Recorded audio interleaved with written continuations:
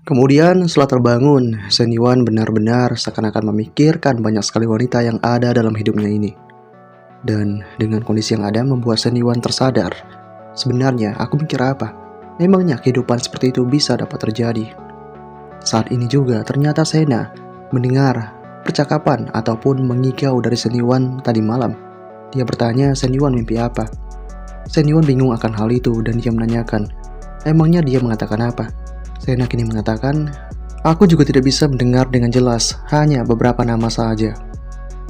Shen Yuan pun cukup panik sambil mengatakan mungkin itu yang berhubungan dengan kerjaan. Belakangan ini aku agak bersemangat. Dalam hatinya, Shen Yuan pun berkata, syukurlah ini Sena, kalau itu Bully atau Suiwei pasti akan sangat merepotkan sekali. Kemudian sarapan telah dibikin di sana, dan ternyata hal ini disambut baik oleh Suan Suan. Dia tak menyangka Xin Yu dapat memasak seperti ini. Dia juga sedikit meminta bagian yang lebih banyak kepada Xin Yu, namun Xin Yu berkata jika mereka tidak makan banyak dan takutnya mubazir. Suan Suan dan Xin Yu pun kini terus bercanda di sana. Dan di sana juga, Shen Yuan pun ditanyakan oleh Sena tentang bagaimana masakan adiknya itu.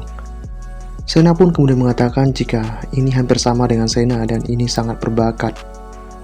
Atas adanya hal ini membuat Xin Yu pun kini merasa malu dan berterima kasih kepada kakak iparnya. Di kondisi yang semacam ini membuat Sena menatap itu. Sena berkata dalam hatinya, hanya satu sanjungan dari Shen Yuan dan dia sudah tersipu. Kenapa? Mereka berdua masih sangat canggung. Kemudian Sena menemui adiknya 15 menit setelah sarapan. Sena mengatakan, kau sudah lama bersama kakak iparmu sekarang, tapi kelihatannya kau masih kaku. Apakah sulit beradaptasi di sini? Ataukah dia sulit untuk diajak akur? Dengan mendengar hal itu membuat Xin Yu mengatakan tidak sama sekali. Kakak ipar sangat baik padaku, mungkin aku yang masih belum beradaptasi. Sena kemudian mengatakan, dia sebenarnya sangat mudah didekati dan suka bercanda. Habiskan waktu dengannya dan nanti kau akan paham. Jangan merasa tertekan, ini juga rumahmu dan akan selalu seperti itu. Xin Yu mengerti akan hal itu. Dan dia berkata dalam hatinya, kukira kakakku sudah sadar aku suka pada kakak ipar. Ternyata dia cuma salah paham. Kemudian Sena pun mengatakan, ulang tahun kakak iparmu akan datang. Kau siapkan hadiah kecil untuknya. Bicaralah lebih banyak dengannya. Ini bisa membantumu lebih dekat. Saat ini juga, Xin Yu tahu, walaupun kakak mendukungnya dekat dengan kakak ipar, semakin dia dekat, dia semakin merasa dilema. Apakah ini benar-benar tidak berbahaya?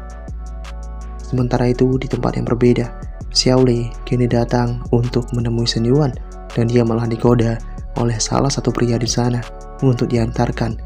Hal ini membuat Xiao Lei bertanya, harga mobilnya itu berapa? Kini pria itu mengatakan jika cukup untuk mengajakmu jalan. Namun Xiao Lei langsung menolak itu begitu saja. Kini pria itu mengatakan, apakah kau terlalu banyak menonton video TikTok? Apakah kau benar-benar berpikir semua orang dapat menyetir G-Wagon? Kini, Xiao Lei mengatakan, maaf sekali, pacarku menyetir G-Wagon itu. Itu tidak mahal, cuma 3 miliar lebih. Dia pun kini masuk ke dalam mobil Shen Yuan itu dan mengatakan, kenapa kau tidak menjemputku di gerbang sekolah? Setidaknya, biarkanlah aku pamer sedikit. Kini Shen Yuan mengatakan, bukankah kau baru saja pamer? Kini, Xiao Lei mengatakan, itu masih kurang. Pamer di gerbang sekolah itu yang terbaik. Terutama kalau ada semua orang. Shen Yuan kini mengatakan, kalau kau benar-benar mau, kau harus menyelesaikan langkah awalnya dulu. Kini Xiao Lei tahu Shen Yuan terus menggodanya. Di sana juga Xiao Lei mengatakan kepada Shen Yuan, jadi apakah sebaiknya kita pergi ke motel dan menyelesaikannya sekarang? Shen Yuan mengatakan, apakah kau yakin itu? Apakah kau yakin akan menjadi yang pertama? Namun tetap Xiao Lei menolak hal itu dan mereka akan ke bank terlebih dahulu untuk mengurus sesuatu. Di sela-sela ini ada juga gadis yang tampaknya sangat kecewa dengan hal ini. Dia berkata dalam hatinya, apakah aku benar-benar tidak sepenting itu? Bahkan Xiao Lei dapat perlakuan lebih baik dariku. Xiao Lei di dalam mobil kini mulai mencoba merayu Shen Yuan itu. Dan Shen Yuan menyadarinya. Saat ini juga Xiao Lei mengatakan, karena kita akan pergi ke bank, keuntungan hari ini berakhir di sini, fokuslah menyetir.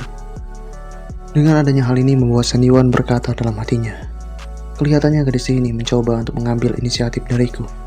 Tapi dia pikir aku ini siapa, tidak mungkin aku akan ikut skenario itu dengan mudah. Kemudian Xiao Lei menanyakan untuk apa pergi ke bank.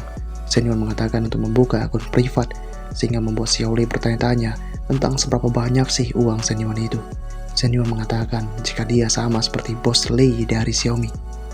Saat ini Xiaolei mengatakan, pembohong, aku bukan anak kecil, aku tidak akan percaya omong kosongnya itu. Senyuan kemudian mengatakan, jadi apa? Kalau aku tidak sekaya dia, kau tidak akan kencan bersamaku. Senyuan langsung mencoba mengambil alih permainan di tempat itu. Dan dengan kondisi ini membuat Xiaolei pun lantas mengatakan, Senyuan, kau memanfaatkanku lagi. Senyuan gini mengatakan, tidak apa, satu sentuhan itu seharga lebih dari 300. Aku akan traktir kau makan siang seharga 300 lebih. Anggap saja impas. Namun Xiaolei menolak itu karena itu tidak cukup. Baginya, makanan barat mewah lebih daripada itu. Dia ingin lebih dari 1000 per orang. Senyuan mengerti akan hal itu. Singkatnya mereka pun kemudian masuk ke dalam bank. Dan saat ini orang-orang bertanya tentang kecantikan yang dimiliki oleh gadis di samping Senyuan itu.